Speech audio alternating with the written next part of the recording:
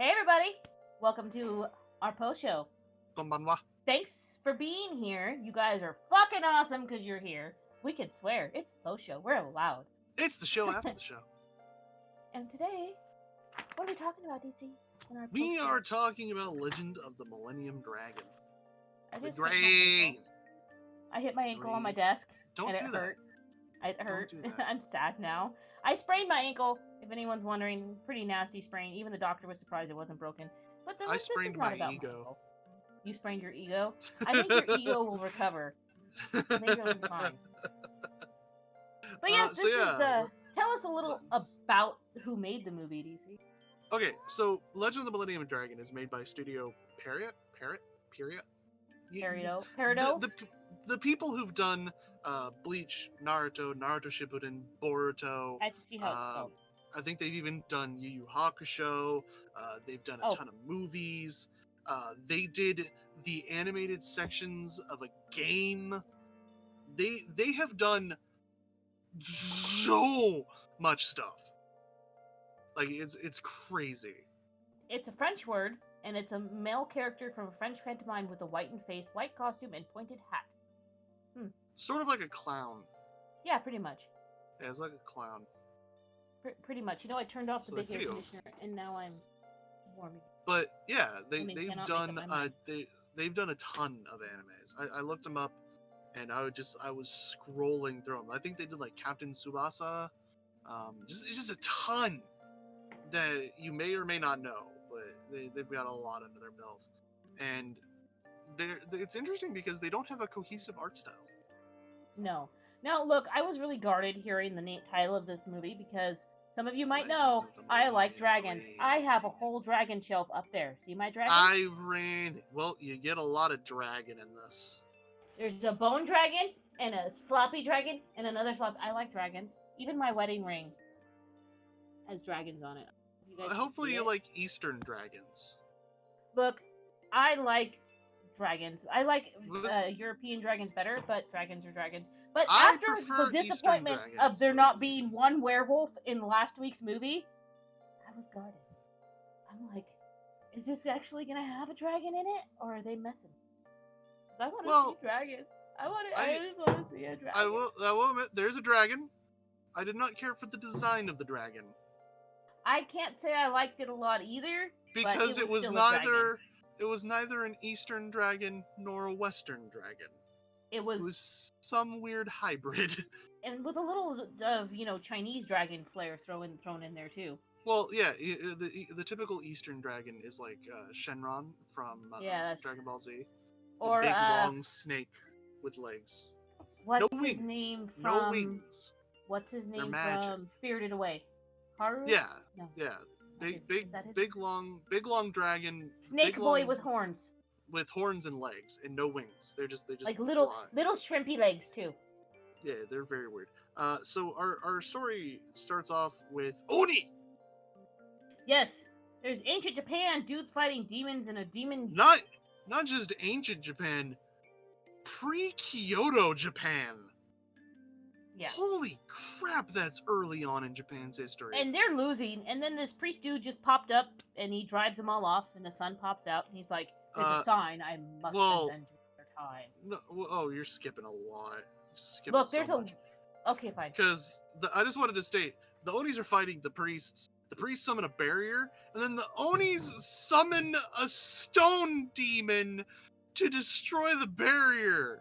The dub called it a stone or an earth dragon. I think that's a stone dragon, but it also looked nothing. I was disappointed. I'm like, that better not be the only dragon I see. It was clearly a badger.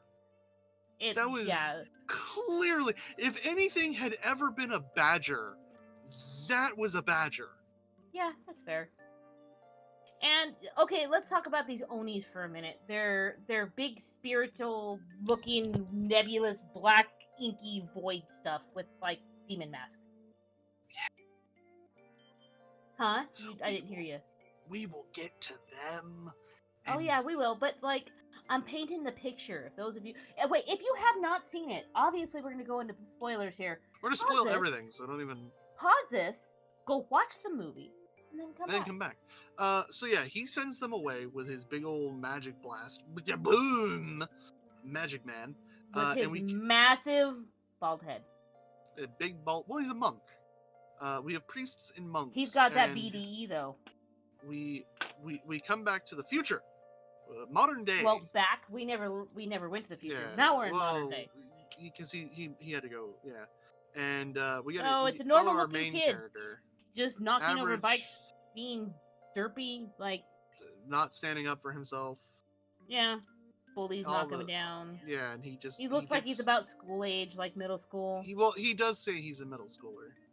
And then he says that. He ditches his friends, doesn't hang out with them, gets attacked by an Oni. Yeah. There was another monk that died. There was a monk that look, I thought that might have actually been part of the plot, but that was just... a teacher. It was a teacher. A teacher died. And I guess it was his dad? Was it? I don't know. It's implied. Even in the dub, it's kind of implied, and it's more implied later on that it was his dad, but I don't... It's a scene that's not really something. Yeah, it was just like, hey, look, somebody died. Yeah, somebody died. A teacher died. Dude's eating a sandwich, and the demon. Little tiny demon shows up and attacks him. Many questions later develop as to the actions of the Onis when you get to the twist. Yeah, many questions. And also, like, the priest dude got there. Okay, well, he runs in the temple and finds the priest dude from the... Yeah, runs into the temple, is defended. How the heck did the Oni get there? You find out. We get told. Okay. Do you not remember that part? Maybe I don't. I might have taken notes of it. We'll get there. Little spoiler for everyone, because I'll explain here. Little spoiler for everyone. Old Oni dude activated the time portal and sent him throughout time to find the Magatama. Now, notice that he did not even try just talking or anything. He just started attacking. Yeah. So, like I said, many questions arise as to their motivations later. So he goes to the priest. Look, if someone said, listen, I choose you. You need to travel through or back in time to go get this person and find this person. I'd be like, hey, yo, listen, this is going to be a little crazy. Do you want me to wear my demon mask when I do it? Let me take off my demon mask and show you that I'm a human person. By the way, they are humans. Another spoiler for the end. Massive spoiler. They're not really... We warned you. Watch the movie. So many questions that brings up. The fact that why their battle masks turn them into weird shadow beasts. Magic.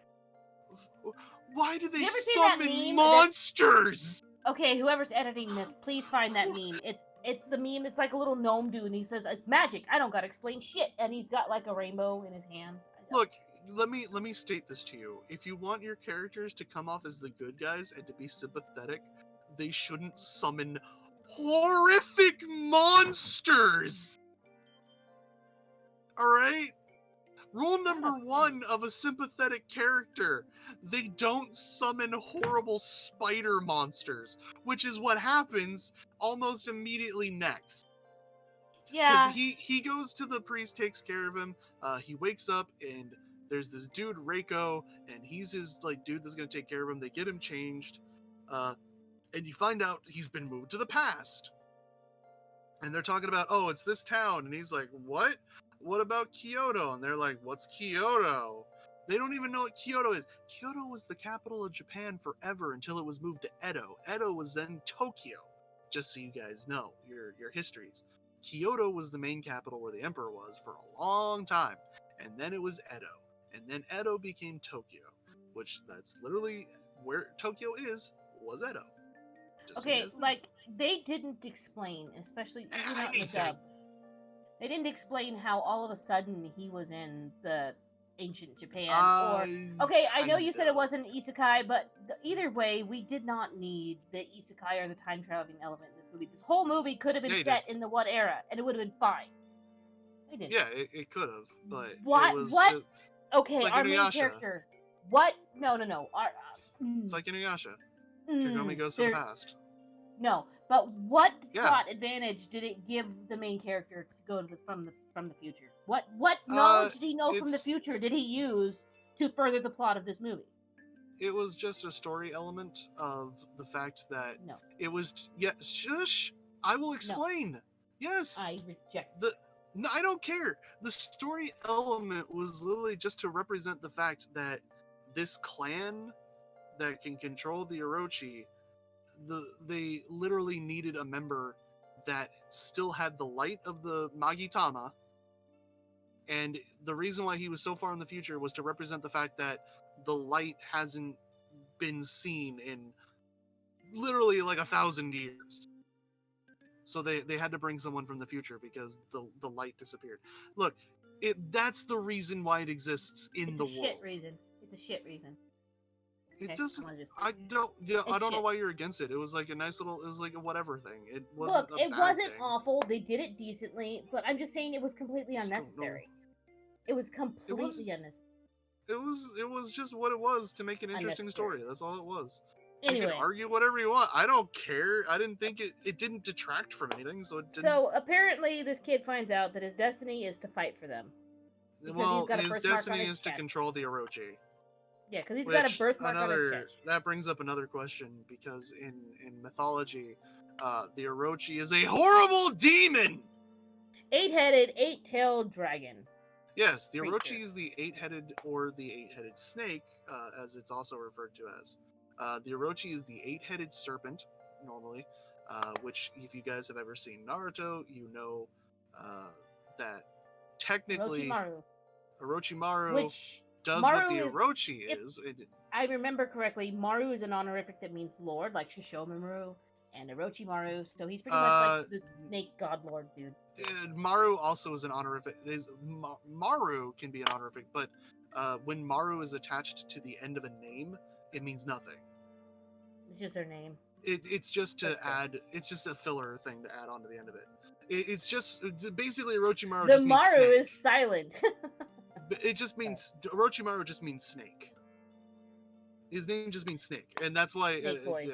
There's a point where he literally turns into an 8-headed serpent. That's because of the Orochi. The Orochi is the 8-headed serpent, which in mythology was literally slayed by Susanoo. He got the Orochi drunk and cut its head off. It cut each head off, and inside one of its heads, he found the Kusanagi. That's the legend. So what's the Kusanagi, since you explained everything else? The Kusanagi is called the grass-cutting sword. It is a sword of mythic origin that supposedly could cut through anything. It was known to be in one swing able to cut a field of grass. Like Link's Legend of Zelda. Yeah, kind of. There's a lot of Priest is like the Magitama. Priest is like, you're totes the chosen one, and main character's like, I'm scared and unsure. And let's be honest, we can skip most of the movie at this point, because most of the movie from this point forward is him being scared and unsure, and people trying to convince him that they're right. So the priest, like, the village gets attacked by the Oni, and it gets attacked by a bunch of freaking spiders. But we also could talk about how Reiko and main character, I don't know the main character's name, I know Reiko's name. Reiko was the dude. Jin? Something. I have it. Oh wait, no, I called him Nintendo. It's Tonendo or something like that. I called him Nintendo. Oh, no, I started calling him Nintendo. I don't know. I have it written somewhere. Wait. It's like Toto-Jin. Whatever. It doesn't matter. Let's just move forward with it. The village gets attacked. Spiders. The priest leads him to the rock where the Orochi is sealed in the lake. And Reiko is going to get attacked by a demon. And he's like, no! And then his scar lights up. And the Orochi busts out of the rock. And stuff happens. He flies around on the Orochi and takes down a spider. And flies off into the distance. Flies off into the forest. Yes. Now I'm trying to find where you are in my notes. Dude, you take too many notes. We're moving forward. You gotta remember this stuff. Look, I try to move forward. No, my memory is shit, and I try to move forward. Oh, you're gonna just skip the whole thing, and then when you move forward, I'm just like... We're skipping the so much boring stuff because nothing happens. I was also looking for his name. Oh, Juntendo is his name. Juntendo, and that's why I started calling him Nintendo in my notes. Okay, so if I mention Nintendo, it's main character. Yeah. But so he goes to the Oni lands. And yeah, that's what he does. And then look, if we discuss everything, we're gonna be here for an hour, and I am starving. I'm trying to get to my notes where I just barely caught up. So, and then the dragon takes it to the demon village, and they use magic to catch the dragon. And there's a really old man. Turns out none of them are demons. Just a whole bunch of people just wearing magic masks that are not explained at all. This is where it falls apart. It falls apart completely here. Hey, we're not demons. We're actually people. Why are they summoning demons? Look, magic. They kind of touched on the fact that they had magic and... You can't... Why? How are you going to say you're a good person when you summon demons to fight with you? Hey. Necromancers can be good people even though they use corpses to fight with. Okay, a summoner, like if you're a summoner class in a video game, you can summon demons. Final Fantasy VII, Cloud can summon Ifrit, which is like literally the demon fire dude. No, he's a god. He's a god. You know what I mean. He summons gods. Gods. Who's wasting time now? I'm stating you're not a good person. So Fat Chocobo was a god? Technically, yes. You are not a good person if you summon demons to fight alongside you, you're on the side of the demons. Not a good person. Wrong. Not a good person. No one in this movie is good. The main character uses the Orochi, a horribly evil beast. Look, you leave Orochi alone. He was the goodest boy. No, he wasn't. Yes. No. Dragon boy. Read the legends. Read them. Orochi was a horrible monster. In this movie, Orochi's the goodest boy, and you leave him alone. Who was defeated by Susanoo, which apparently our main character is the descendant of Susanoo. Which That's is not literally in the the whole point. I mean, which is not in the movie. Yes, it is. Mm-hmm. They tell him he's a member of the Magatama clan, and he has Susanoo's blood in him. But that he didn't defeat Orochi; he just rode him. No, Susanoo defeated Orochi. Are you done?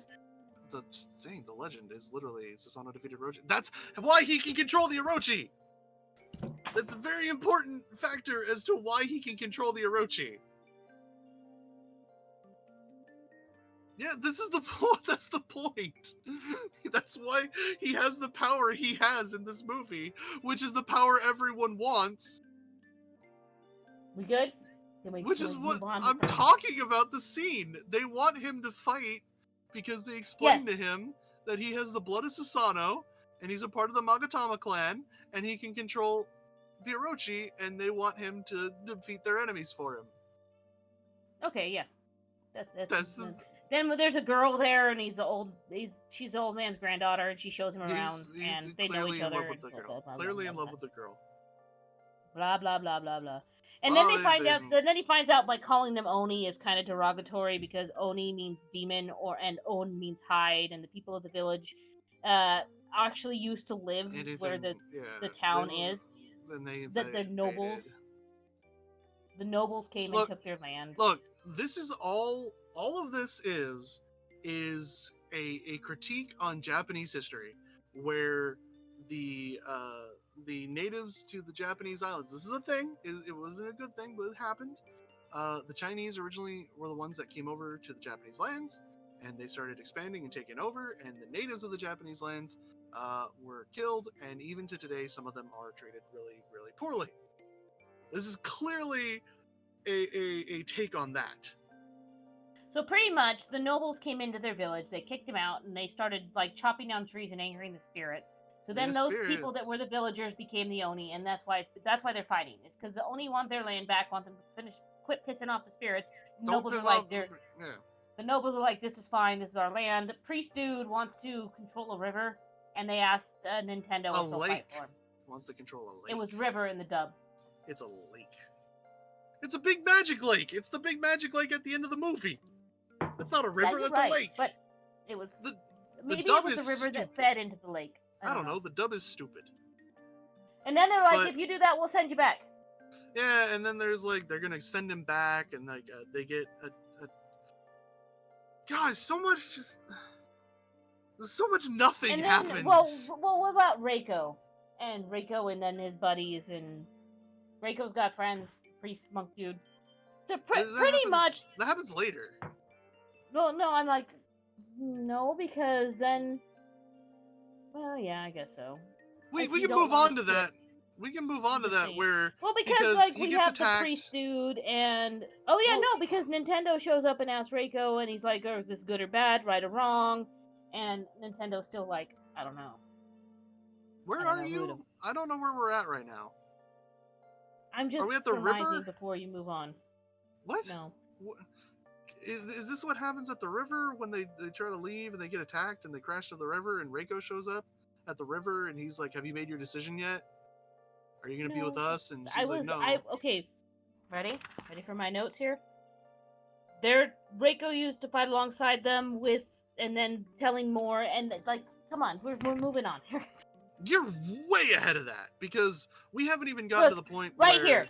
The nobles angered the spirits by chopping down all the trees and stuff. Yes, Priest wants to control the river. They asked if Nintendo will help, and they kill away the Orochi. Only of their descendants can control their dragon.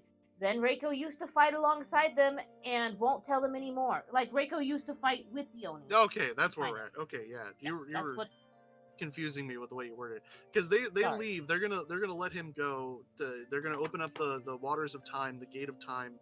Which this is when you find out that the priest has been forcibly opening the gate of time and traveling to the future. Yes. And that they've been sending people through time to find descendants. The start where he's like, "Oh, the gods are calling me," or whatever he said. No, that he's just been doing whatever the hell he wants. He just does whatever he wants, but he does actually summon Buddhist gods. That's a thing. Yeah, he does. But yeah, so the thing happens. They get interrupted. They meet Reiko at the river after the Orochi crashes because they hit a barrier because they're gonna go fly to the priest to talk things out because that's his plan. Nintendo's plan is let's go talk things out, and they crash, and Reiko finds them, and Reiko's like, "Have you made your decision?" And she's like, "He's on our side," and he's like, "I don't know," because this movie is Nintendo just I don't know for the entire movie until the end. And so after that, some important things as we're skipping forward. There's a dreamscape that Nintendo has, and his dad was in it. That's way later.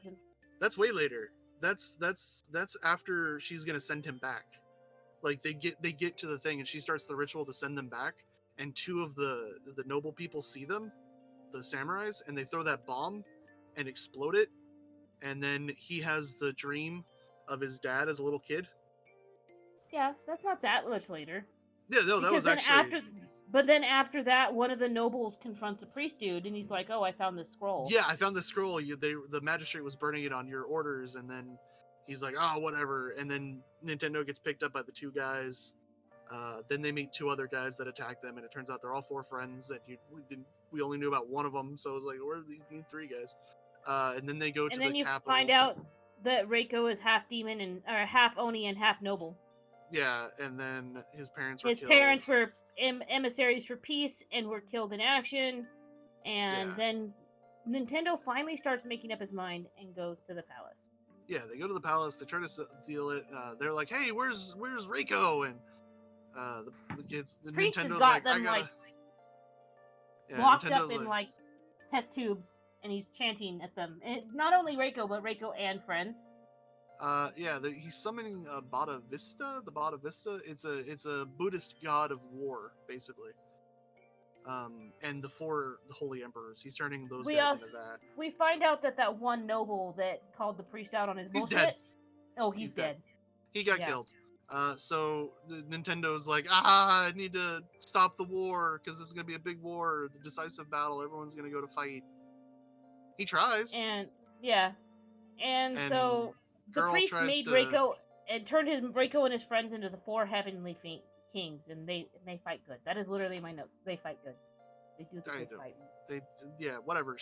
Girl goes to the waterfall to find an ancient sword that destroys, and there's just a jewel left, and she's like, ah. Yeah. Look, let's just let's just skip to the end here, to the interesting part, which Look, is when pretty much four... what happens is that they fight, but Nintendo doesn't want to fight. The whole time, he's just like pretty pacifist about the whole thing. Yeah, I was just gonna talk about. Let's just go to the awesome fight between the 5 gods and the Onis, and they're just like kicking ass. And he shows up in his dragon to stop Reiko. Did you also notice there was random man-faced birds running around? That's a Tengu. Yeah, that's a Tengu. Yeah, it's a Tengu. Just with no explanation for where they came from or how they got there or how they. It's a yokai. It's because okay. So the giant spiders are Jiraigumo, or another. There's like 2 spider yokai, but at the very least, it's Jiraigumo. And clearly the Onis are working with yokais, which are Japanese demons or spirits. The Tengu is a powerful yokai, but yeah, they're all yokais. Which is like a form of... Even the badger, was a nod to the Four Tails. I thought the yokai or the badger, the earth badger thing was more just like a golem. No, it was a nod to one of the tailed beasts. The 9-tailed beast. And then so just before, like, when things start ramping up, Japanese mythology, the priest tries to force Nintendo to fight Reiko so they could go and fight. And they go, yeah, he's like, he talk no jutsus him. Yeah. And the priest tries to attack the girl, and of course Reiko jumps in the way, is destroyed, and then he's unpossessed and falls.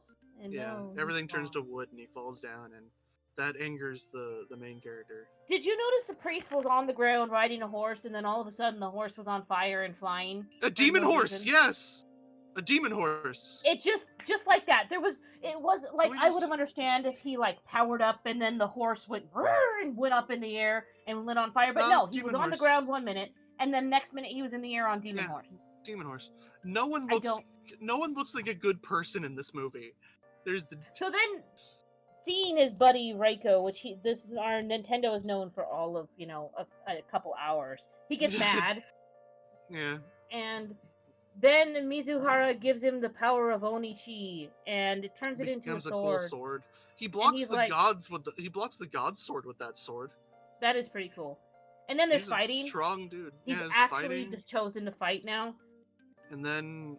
And the dragon falls, and there's the bird people save Nintendo and the girl. And then the priest decides to merge with the 4 gods.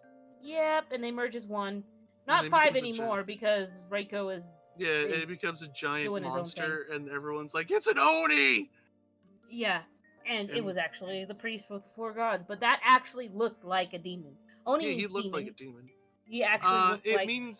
Oni is a demon or ogre.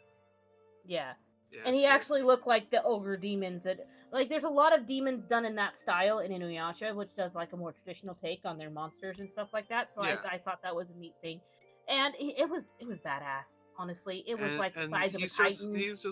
He's just like stepping on the ground. He's like, "Get out of the way, nobles, or I'll step on you and crush you." Oh yeah, indiscriminate. Because this is clearly the person that wants to create a peaceful paradise. And then Nintendo goes Super Saiyan? Yeah, he goes Super Saiyan and summons forth the true power of the Orochi and awakens the true Orochi. Then it's fire versus water, the Orochi, which you don't even get to see all of Orochi. You just see his like random nebulous water lake head. Goes into the air, and the Orochi's formed from the lake water. And he's like, which "Oh, the Orochi's..." Be a thing in anime when the water goes up into the sky and just kind of just does it. Yeah. Look, it happens in a lot of anime. There must be legends and shit about it. But... He wraps the Orochi around him, and he starts breaking him apart. And Susanoo appears. He summons Susanoo.